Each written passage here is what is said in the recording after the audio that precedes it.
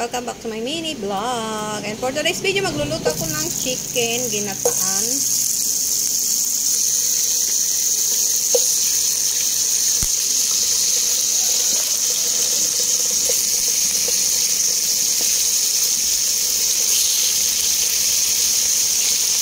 Lutuin ko lang siya hanggang mag-brown.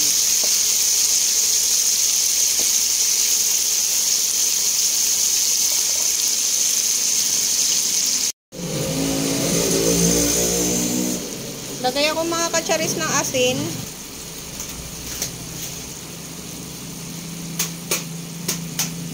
Nanginginig ang aking kamay, charot. Magic, pampasarap.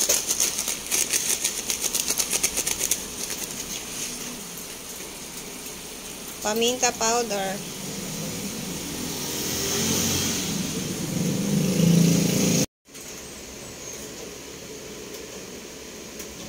Check na natin mga katsaris. Ginilid ko lang yung ibang chicken mga katsaris. Mag-isa ko ng bawang at yung ating luya.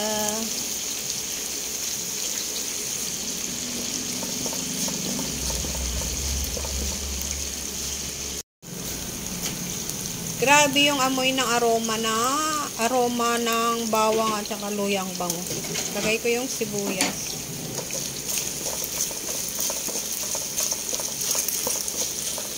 Milig ka muna, mamaya ka na makibagbanding. Ukay-ukay pa natin. Ano ka ba? Kiwar-kiwari na natin mga katsaris. Oh. Alam niyo ba yung kiwar-kiwar? Pati yung kawali ko is nagtataray-taray na. Agtarain apo ay nyamat lang kat din aya.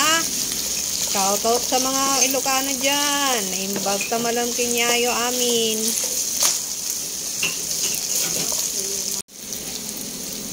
Ilalagay ko na yung ating kokong mama gata. Baka naman.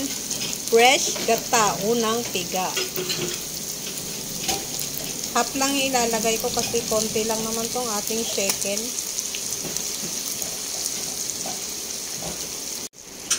Maglagay ako ng konting wata. Kasi alam naman natin yung koko mama gata is super creamy. Lagay uli ako mga katsaris ng asin. Agbutang taman apo ti magic sarap. Namiss ko man apo nga. Ilocano oy. Ilocano tayo for today's video. Oy, may Tagalog pa rin. Kiwar-kiwaran taman mga kabsat. Kewar-kewar. Then, kaluban. Tapos, burok tay. Sabaw. Oh, Ilocano yarn.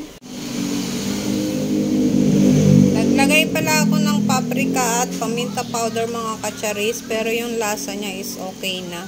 Pampakolor ba? Ayan. Lagay ko na yung ating gulay.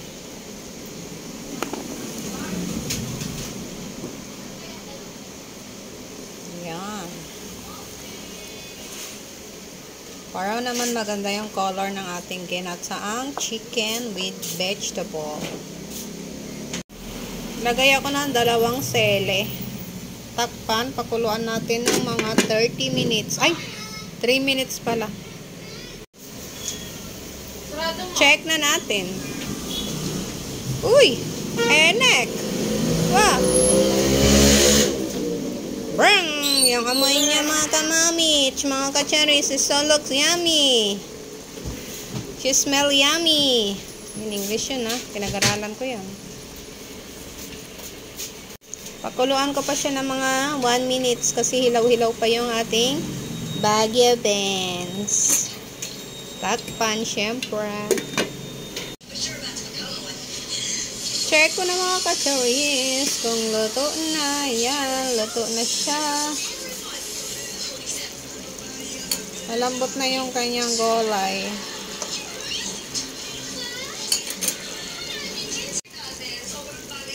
Okay na to mga katsaris. Kaya naman patayin na natin yung apoy.